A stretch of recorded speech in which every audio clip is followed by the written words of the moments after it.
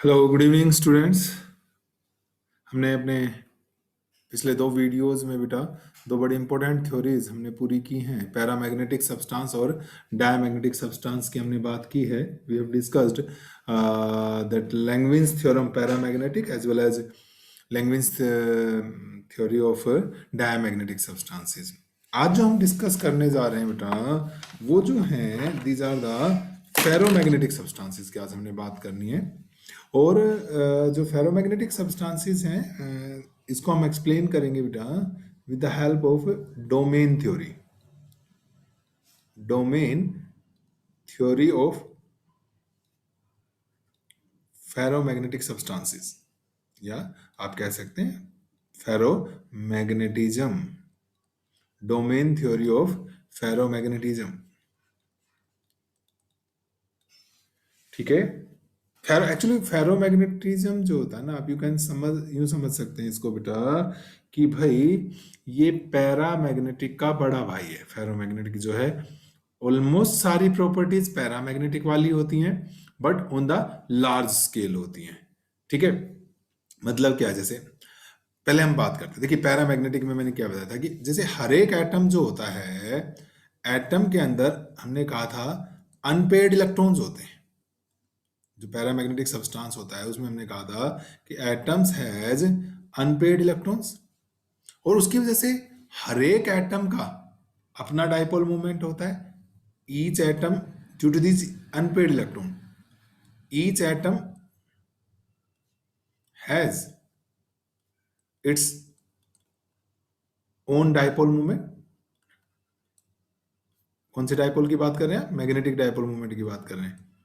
Own magnetic dipole movement होता है बेटा इसका, जो हमने निकाला भी था, मैं याद दिला दूं आप लोगों को, मैंने करवाया ई ओमेगा मैग्नीट्यूड की बात करूं तो एक अनपेड इलेक्ट्रॉन की वजह से, ठीक है। बट हुआ क्या था पैरामैग्नेटिक में कि ये जो डाइपोल्स थे बेटा, these atomic dipoles were arrange randomly. हमने ऐसा कुछ कहा था कि जैसे यूं मालूम, मैंने एग्जांपल भी मैं याद लाता हूं, मैंने अपने पीछे वीडियो में दिया था कि आप यूं समझ सकते हैं कि क्लास रूम में टीचर के एंट्री करने से पहले जो स्टूडेंट्स की सिचुएशन थी कि स्टूडेंट्स जो थे आपस में लड़ झगड़ रहे थे, समझ लीजिए कोई इधर बैठा है कोई उधर बैठा है कोई, ठीक है, नो आउटपुट वाज कमिंग। तो लाइक उसी तरीके से मेरे पास क्या था कि ये जो मेरे एटॉमिक डाइपोल्स थे बेटा, these were arrange randomly.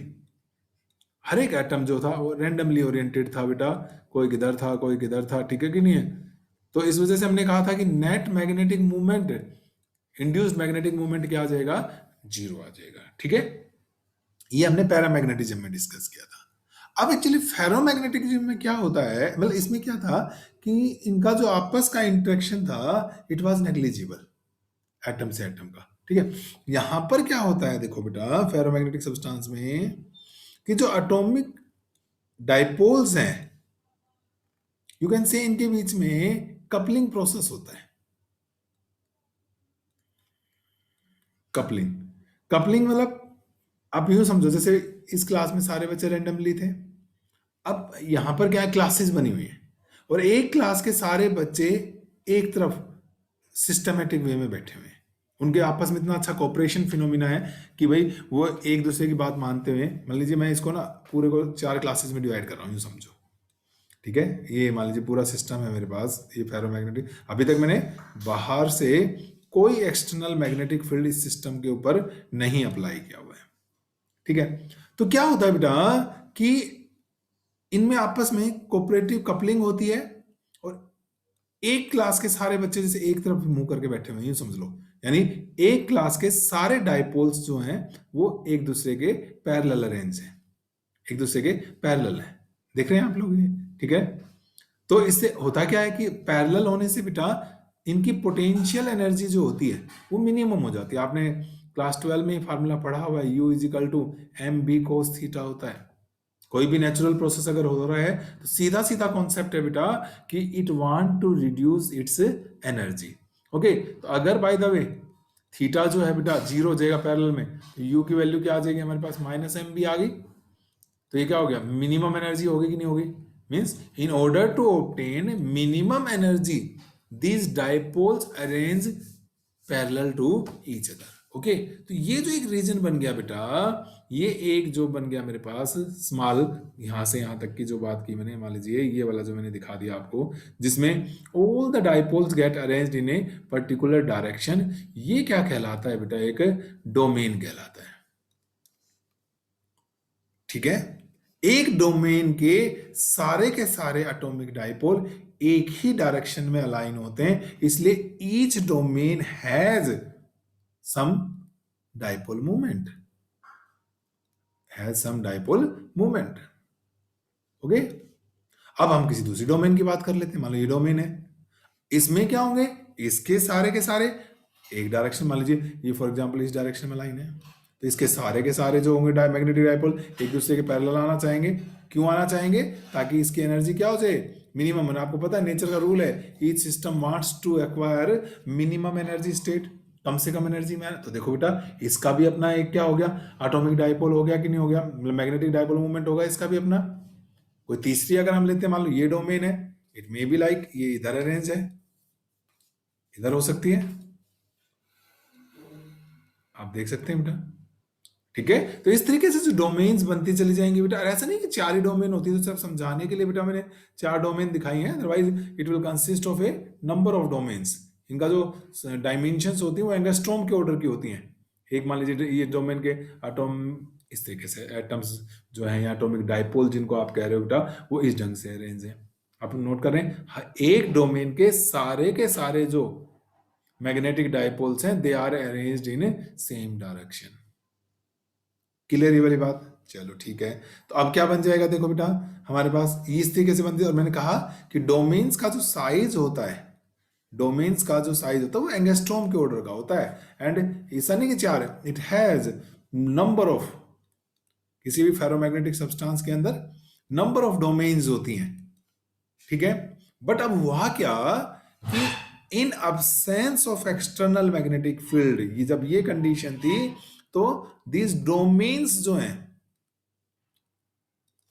Are oriented randomly. ये गड़बड़ हो गया, रेंडमली ना, these are arranged randomly, okay, these domains are arranged randomly। और अगर ये randomly oriented है बेटा, ठीक है, तो हमारे पास क्या होगा? अगेन यूं समझ लो, पिछली बार पैरामैग्नेटिक में तो हर क्लास एक एक बच्चा आपस में लड़ रहा था, अब इसमें ग्रुप बन गए हैं, एक क्लास का पूरा एक ग्रुप है, आपस में नहीं लड़ते, पूरी इकट्ठे स्ट्रेंथ रहती है। ठीक है, दूसरे क्लास के बच्चे इकट्ठे, लेकिन प्रॉब्लम क्या हो गई कि कॉलेज के एक क्लास का बच्चा दूसरी क्लास के साथ लड़ाई कर रहा है, तीसरी वाला चौथी के साथ लड़ाई कर रहा है। अगेन आउटपुट क्या आ जाएगी बेटा? जीरो नहीं आ जाएगी, क्योंकि सारे आउटपुट तो बचे नहीं सारे। एक तो ये ना, सारे बच्चे एक तरफ चलें, सोचिए कुछ क्रिएटिव करेंगे, पर यहाँ तो क्या हो रहा है, सबके ग्रुप बने हुए हैं।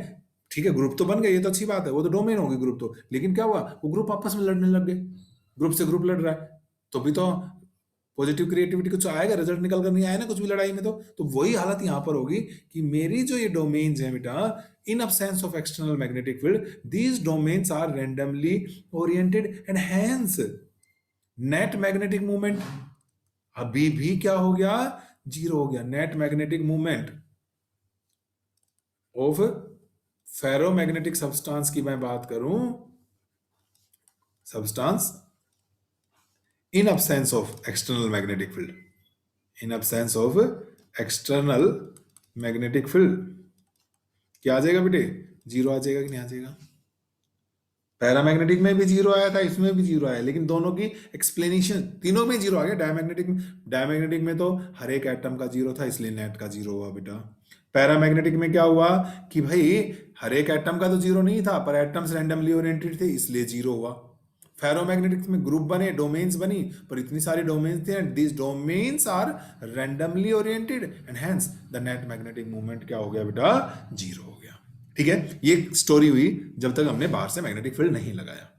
अब हम बाहर से मैग्नेटिक फील्ड अप्लाई करना स्टार्ट करते हैं।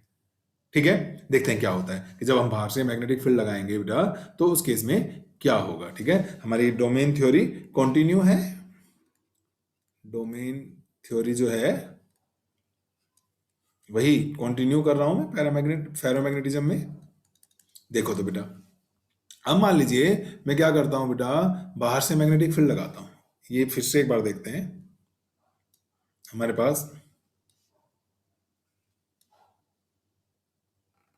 ये फेरोमैग्नेटिक सब्सटेंस है। अब मैंने क्या किया, बाहर से मैग्नेटिक फील्ड अप्लाई कर दिया बेटा, ये भी एक्सटर्नल अप्लाई कर दिया मैंने।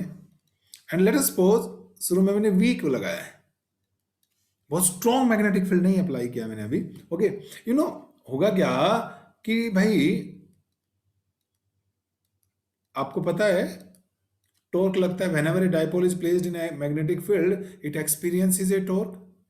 ओके, एंड इस टॉर्क की टेंडेंसी क्या होती है, to align dipoles parallel to magnetic field. ऐसा करने से क्या होगा, अगर डाइपोल मैग्नेटिक फील्ड के पैरेलल आते जाएंगे, तो अभी बताया था बेटा energy M B cos zero, को जीरो, वैसे तो मैक्सिमम है पर माइनस से मल्टीप्लाई होकर क्या बन जाएगी, मिनिमम। सिस्टम की एनर्जी को डिक्रीज करना चाहेगा, जैसे मैग्नेटिक फील्ड लगाएंगे टॉर्क लगेगा, and this torque try to bring the dipoles parallel to the magnetic field. तो इसलिए क्या होगा बेटा कि जो डोमेन्स का साइज, उन डोमेन्स का साइज जो मैग्नेटिक फील्ड के पैरेलल थी, उनका तो साइज बढ़ना शुरू हो जाएगा, क्योंकि more and more dipoles will try to come parallel to this. तो जैसे ये इधर था, तो यहाँ पर एक डोमेन थी, आप पिछला वीडियो देखें, मतलब पिछली स्लाइड देखें, तो बेटा कुछ मैं यूं कर रहा हूँ, देखो ये हो जाएगी सिचुएशन, यूं समझिए, देख रहे हैं हमने 4 डोमेन ही बनाई थी, दिखाई दी, ठीक है। तो इस डोमेन का जो मैग्नेटिक फील्ड के बेटा पैरेलल है, इस डोमेन का साइज तो बढ़ जाएगा, ठीक है। और बाकी जो डोमेन्स थी आपके पास, उन डोमेन्स का साइज क्या होगा बेटा, कम होना स्टार्ट हो जाएगा। बाकी जो डोमेन्स थी उनका साइज रिड्यूस, क्योंकि बेटा जो इसमें आ जाएंगे वो इसको क्या बोलेंगे फिर हम, अगर इसके पैरेलल आ गए, तो अगर थीटा जीरो हो गया, तो थीटा जीरो क्या बोलेंगे हम, स्टेबल इक्विलिब्रियम। एंड इस दुनिया का हर सिस्टम स्टेबल इक्विलिब्रियम में आना चाहता है, ठीक है। तो ये जो डोमेन्स थी बेटा, बची हुई जो डोमेन्स थी हमारे पास, हमने कहा था कि भाई इनका क्या हो जाएगा साइज, ये जो डोमेन्स में एक एक उदाहरण दिखा दूं बेटे, ये वाली जो डोमेन्स हमने ली थी, इनका साइज हमने कहा था कम हो जाएगा। अब ये देखिए, तो इसको बोलते हैं कि वीक मैग्नेटिक फील्ड में क्या हुआ, वीक मैग्नेटिक फील्ड में there is a change in size of domain take place, change in size of domain take place, okay। those domains, ठीक है, domains with magnetic movement,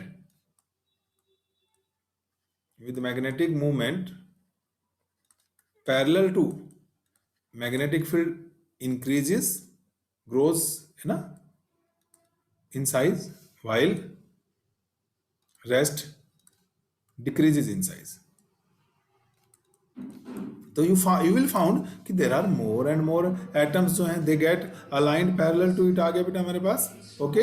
in this way हमारे पास ये बढ़ गया बेटा, तो यहां देख सकते हो आप, नंबर ऑफ एटॉमिक डाइपोल्स बढ़ गए ना।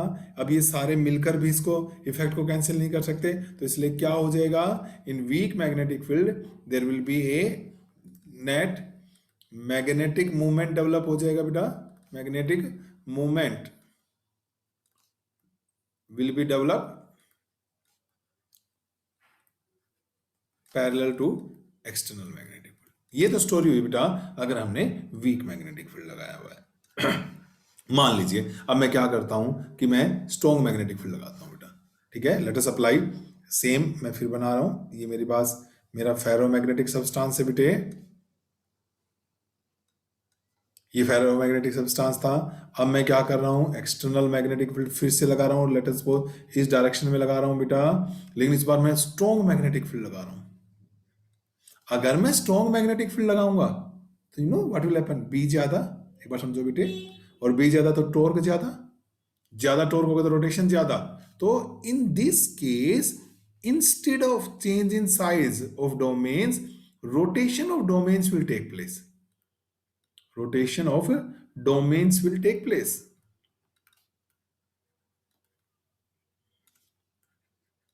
रोटेशन हो जाएगा, डोमेन्स जो है बेटा रोटेट होंगी, एंड will align, align करना समझते हैं ना, अरेंज करना, will align themselves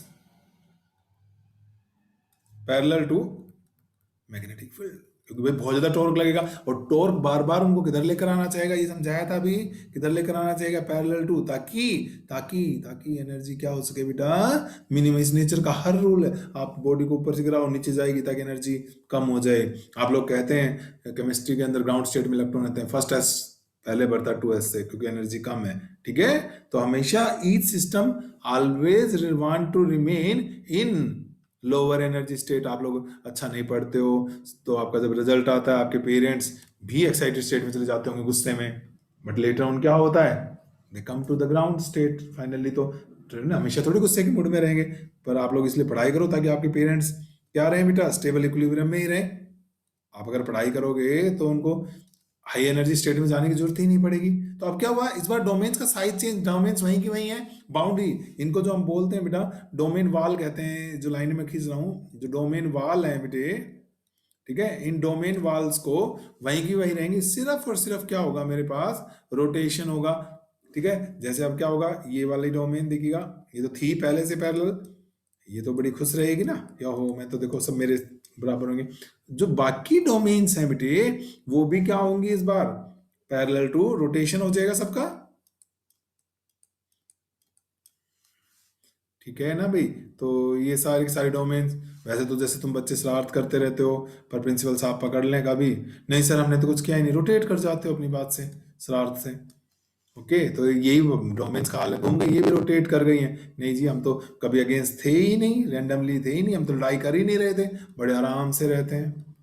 ये देखिएगा, ये हो गया हमारे पास सिचुएशन, हमारी डोमेन्स की स्टोरी, ठीक है। डोमेन्स रोटेट करेंगे बेटा, ठीक है, इसमें साइज में चेंज हुआ था, यहाँ डोमेन्स का साइज चेंज नहीं हुआ है, उतना का उतना साइज, बस वो रोटेट कर गए हैं, and they come parallel to the magnetic field, और इसलिए एक स्ट्रॉन्ग मैग्नेटिक मूवमेंट सब ऐड हो जाएंगे भाई। तो क्या आ जाएगा, एक strong magnetic movement will be developed, ठीक है ना, स्ट्रॉन्ग मैग्नेटिक मूवमेंट, और यानी कि हमारे पास क्या आ जाएगी, एक आई, आई याद करो, इंटेंसिटी ऑफ मैग्नेटाइजेशन थी बेटा, और ये था आपका induced magnetic movement per unit volume होता। तो substance, due to magnetisation of the substance, एक इंटरनल मैग्नेटिक फील्ड भी डेवलप हो जाएगा, आई। यानी कहने का मेरा मतलब क्या है बेटा, कि अब इस सिचुएशन में मेरे पास दो मैग्नेटिक फील्ड हो गए। एक मैग्नेटिक फील्ड वो हो गया बेटा जो मैंने अप्लाई किया हुआ है, बाहर से अप्लाई किया हुआ है मैंने, ठीक है कि नहीं है, और एक वो हो गया बेटा जो इसके due to magnetisation of the substance की वजह से। और इसीलिए हमारे पास इफेक्टिव जो मैग्नेटिक फील्ड होगा वो अब मेरे पास दो हो जाएंगे हमारे पास, कौन कौन से, एक तो due to magnetisation of the substance, और एक मेरे अप्लाइड मैग्नेटिक फील्ड। यानी मैं क्या कहूं कि अब अगर मैं बात करूं कि इन फेरोमैग्नेटिक सब्सटेंस, इन फेरो मैग्नेटिक सब्सटेंस, अगर मैं पूछूं इफेक्टिव मैग्नेटिक फील्ड कितना होगा, देखिए बेटा, effective magnetic field, effective magnetic field on the given atomic dipole, given atomic dipole, तो वो कितना हो जाएगा, देखो बेटा मैं बी इफेक्टिव ही लिख रहा हूं, दो चीजें, एक तो आपने कौन सा हो गया ये जो एक्सटर्नल अप्लाई किया था, और एक due to magnetisation of the substance की वजह से जो डेवलप होगा वो हो गया बेटा। एक्सटर्नल तो आपको याद होगा, एच, याद आया कुछ, एच बताया था, इंटेंसिटी, ओह क्या बताया था हमने, magnetizing intensity, applied magnetic field की प्रॉपर्टी होती है, तो ये क्या हो जाएगा, B external by mu naught हो गया, यहां से ये आ गया म्यू नोट एच, और ये आई पे डिपेंड करता है, और ये हो जाएगा बेटा हमारे पास mu naught gamma H, where mu naught आप सबको पता है, गामा एक नया कांस्टेंट आया बेटा, actually this domain theory was given by vases, that is why it is called vases constant, ठीक है। डोमेन थ्योरी कोई पूछे कि किसने दी थी, तो डोमेन थ्योरी जो थी बेटा it is given by sorry vases, इसलिए इसको वेसिस थ्योरी भी कहते हैं हम लोग, ओके। तो ये आ गया हमारे पास। तो बी इफेक्टिव ये हो गया, या ज्यादा ज्यादा मैं इसको ये लिख सकता हूँ कॉमन निकाल के, बी इफेक्टिव हो गया mu naught H H H H कहाँ से आया, सॉरी एच नहीं आएगा, ये वाला एच नहीं आएगा, ये तो देखो बेटा ये तो ठीक है म्यू नोट एच, पर ये वाला जो है आई आएगा ना, ये तो किसकी वजह से हुआ है, सब्सटेंस के मैग्नेटाइजेशन की वजह से हुआ है, ड्यू टू इंटरनल है ना, तो आई होता है induced magnetic movement per unit volume की वजह से होता है। तो ये हो गया mu naught plus gamma H. तो अगर मैं आपको बेटा लैंगविन्स थ्योरी ऑफ पैरामैग्नेटिज्म में ले जाऊं, according to Langevin's theory of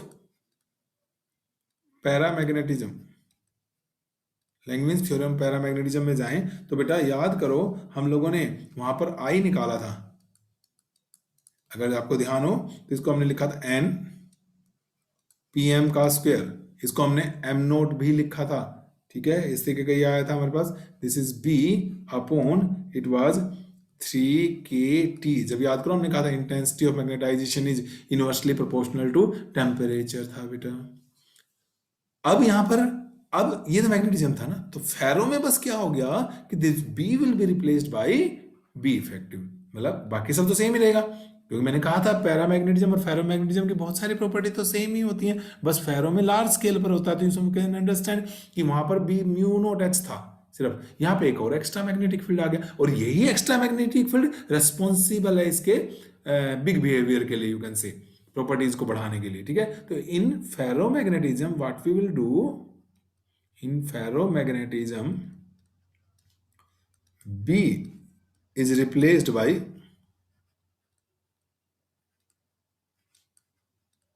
B effective, तो इसलिए I क्या हो जाएगा N पी एम का square B effective upon 3 kT, ठीक है बेटा, ये वैल्यू आ जाएगी यहां पर, वैल्यू पुट करें, इट इज N, ये हम डेरिवेशन कर चुके हैं, आप लोग देख सकते हो बेटा, लैंग्वेज थ्योरी ऑफ पैरामैग्नेटिज्म, इससे पहले वाला जो वीडियो है वो इसी का है, उसी को मैंने कंटिन्यू किया, बी इफेक्टिव की वैल्यू मैं पुट करूं तो ये आ जाएगी आपके पास म्यू नोट, ये फिर भाई ये गलती हो गई मुझसे यहाँ पे बेटा, मैंने अभी बताया था ना, ये गामा के साथ तो क्या है आई है, तो ये गामा के साथ तो क्या आएगा बेटा आई आएगा, तो ये क्या आ जाएगा mu naught H plus gamma I by 3 kT, okay, cross multiply करके और मैं ब्रैकेट एक्सपेंड करूं अगर, तो देखो बच्चों ये बचेगा 3 kTi n पी एम का square mu naught H plus n P M का square mu naught gamma I, हो गया। ब्रैकेट हम आई की टर्म्स एक तरफ कर लें बेटा, अल्टीमेटली हमारा मकसद तो यही होता है कि भाई सब्सटेंस के अंदर कितना इंटेंसिटी ऑफ मैग्नेटाइजेशन होगी, मतलब कितना इंड्यूस्ड मैग्नेटिक फील्ड डेवलप हुआ है, तो आई पर यूनिट वॉल्यूम में बता देता है, और वो बेस्ट भी रहता है पर यूनिट वॉल्यूम में कैलकुलेट करना, ओके। तो क्या आ जाएगा बेटा, आई को इधर ले आओ, it will be 3 kT minus n P M का square mu naught gamma I बाहर हो गया बेटा, and this is n P M का square mu naught H, okay. तो अब क्या करें हम, आई और दिस इज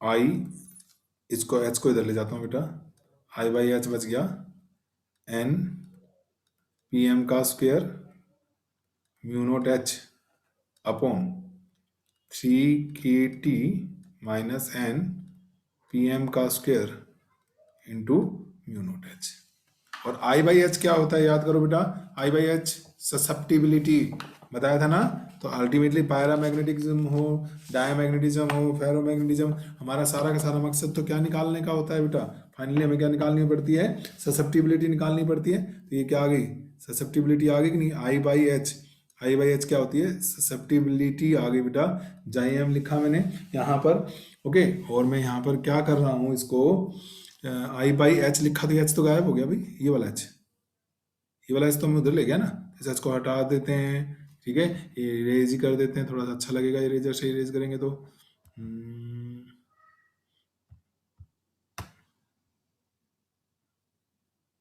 अरे यार पता नहीं क्या क्या हट जाता है, जो हटाना चाह रहा हूँ वो तो हटानी है।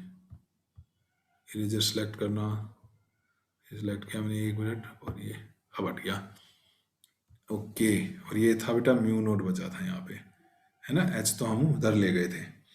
ठीक है, या हमारे पास कुछ थोड़ा सा मुझे लगता है मैंने कुछ गलत नोट किया है। देखो बेटा एक बार दोबारा से देखो, आई था, ये वाला एच में नीचे ले गया, ठीक है, ऊपर बचा एन पी एम का स्क्वायर म्यू नोट, यहाँ तक ठीक है। नीचे ये जो था इस ब्रैकेट को नीचे लिया 3 KT minus N P M का स्क्वायर म्यू नोट। ओहो, ये एच नहीं है, मैं वही कहूँ कि एच तो हट जाना चाहिए था, गामा आएगा बेटा ये।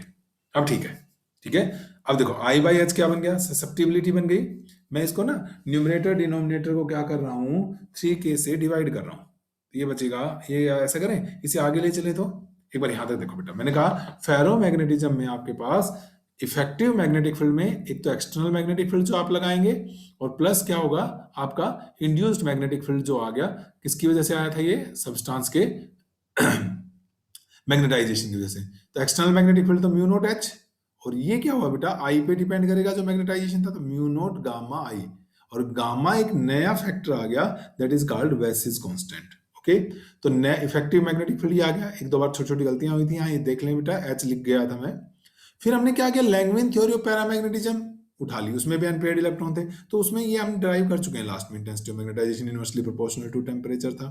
इसे वहां पर भी हमने बी को म्यू नोट एच लिखा था, एच उधर ले गए थे, ससेप्टिबिलिटी आ गई थी बेटा। ओके, बस फेरोमैग्नेटिज्म में क्या करेंगे हम कि इस बी को रिप्लेस कर देंगे बी इफेक्टिव से।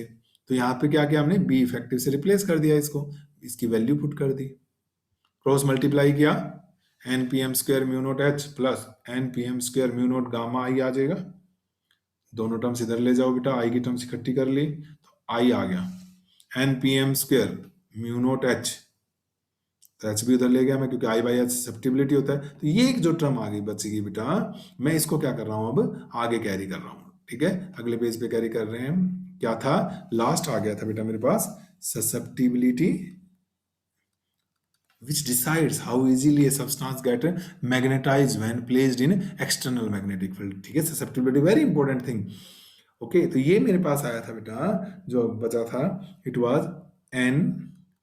Was P M square mu naught upon, क्या बचा था नीचे देखो, याद करो बेटा, it was 3 KT minus N P M square mu naught, और साथ में क्या था, गामा, और आया था कि नहीं आया था हमारे पास। ओके, ये चीज आ गई थी बेटा। अब मैं क्या कर रहा हूं, इसको 3K से डिवाइड कर लेते हैं न्यूमरेटर और डिनोमिनेटर को, देखो क्या बचेगा, it will be N P M का स्क्वायर। ये एन कितना खराब लिखा गया है, इसे थोड़ा ठीक कर देते हैं भाई।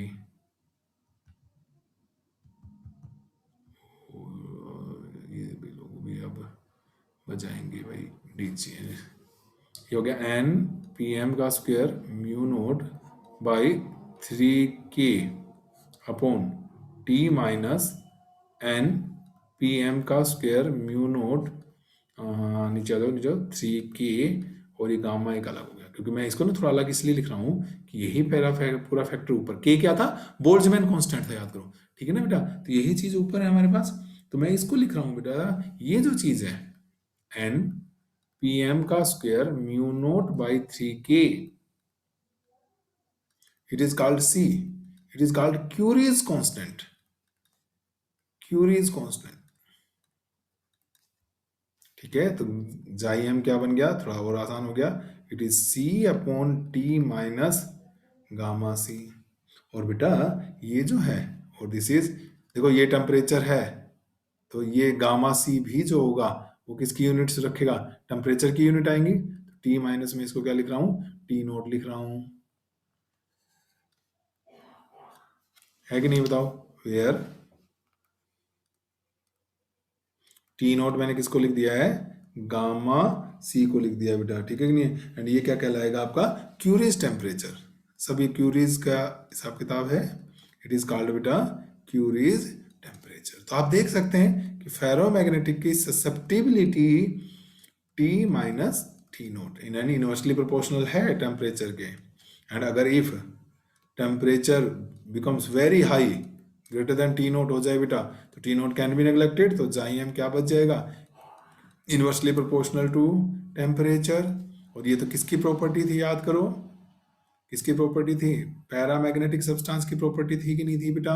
तो it means at high temperatures, it means under this condition when the temperature is much greater than Curie's temperature, a ferromagnetic substance, ferromagnetic will behave like paramagnetic substances। ठीक है बेटा। और होगा क्यों, वो एक्चुअली क्या है कि कपलिंग थी, मैंने अभी कहा था, कोऑपरेटिव फिनोमिना था, इंट्रैक्शन होती है बेटा। तो टेम्परेचर बढ़ेगा तो उनकी थर्मल एनर्जी बढ़ती जाएगी, पार्टिकल दूर भागना चाहेंगी और इतनी एनर्जी हो जाएगी कि वो एक दूसरे के साथ जो कोऑपरेशन था, कोऑपरेटिव फिनोमिना था बेटा, उसको छोड़ देंगे, कैंसिल कर देंगे, and would like to be free. और जैसे वो फ्री होंगे एक दूसरे के समझिए इंट्रैक्शन को तोड़कर, क्या बन जाएगा वो आपका पैरामैग्नेटिक बन जाएगा। ठीक है, so this was all about ferromagnetic substances कि भाई इनकी भी ससेप्टिबिलिटी इनवर्सली प्रोपोर्शनल है टी माइनस टी नोट के। ओके, और टेम्परेचर बढ़ाओ तो एक टेम्परेचर पर जाकर समझो paramagnetic substances would behave like ferromagnetic will start behaving like paramagnetic substances. ठीक है भाई, तो अगले वीडियो में हम एक बड़ी इंपॉर्टेंट फेरोमैग्नेटिक सब्सटेंसेस की प्रॉपर्टी होती है हिस्टैरिसीस, तो नेक्स्ट लेक्चर में मैं हिस्टैरिसीस के बारे में आप लोगों को बताऊंगा। Thank you.